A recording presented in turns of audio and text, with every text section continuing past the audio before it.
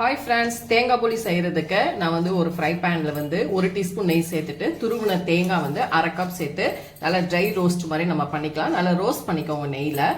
இது கூடவே அதாவது நான் வந்து ஒரு 1/2 கப் எடுத்திருந்தேன்னு சொன்னேன் இல்லைங்களா, இந்த கிளாஸில் தான் ஒரு 1/2 கிளாஸ் அளவுக்கு துருவின தேங்காய் கூடவே 1 கிளாஸ் அளவுக்கு நல்ல நயமான நாட்டு சக்கரை எடுத்திருக்கேன். நீங்கள் வெல்லம் கூட சேர்த்துக்கலாம். அது வந்து பாகு மாதிரி காய்ச்சாம அந்த வெல்லம் கரைஞ்சதும் ஃபில்டர் பண்ணி எடுத்துக்கலாம். இப்போ இது எல்லாமே நல்லா கொஞ்சம் நமக்கு திரண்டு வரணும்.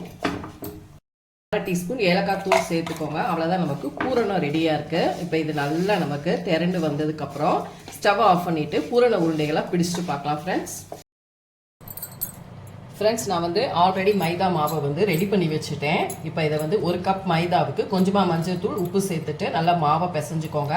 ஒரு 2 மணி நேரம் ஊற வச்சுக்கோங்க. மேலேயும் வந்து கொஞ்சம் ஆயில் அப்ளை பண்ணிக்கோங்க. இப்போ ஒரு ஆயில் கவர் அல்லது வாழை இலையில இந்த மாதிரி ஒரு உருண்டைகளாக உருட்டிட்டு உள்ளுக்குள்ள நம்ம ரெடி பண்ணி வச்சிருக்கிற அந்த பூர்ணத்தை வச்சுட்டு நம்ம மோல்டு பண்ணிக்கலாம்.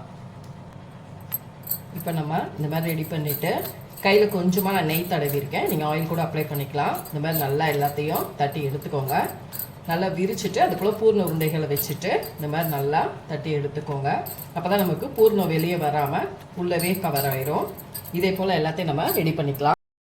இப்போ நான் ஒரு ஃப்ரை பேன் வச்சுட்டு அதில் நம்ம ரெடி பண்ணி வச்சுருக்க 1 டீஸ்பூன் நெய் சேர்த்துட்டேன். அதில் வந்து நம்ம ரெடி பண்ணி வச்சுருக்க அந்த தேங்காய் போலி வச்சுட்டு சுற்றிலும் நம்ம நெய் சேர்த்துக்கலாம். நீங்கள் எண்ணெய் கூட சேர்த்துக்கலாம். நான் நெய் சேர்த்துருக்கேன். இப்போ ஒன்று நம்ம திருப்பி போட்டு எடுத்துக்கலாம். ஃப்ரெண்ட்ஸ், நமக்கு சூப்பரான தேங்காய் போலி ரெடி ஆயிடுச்சு.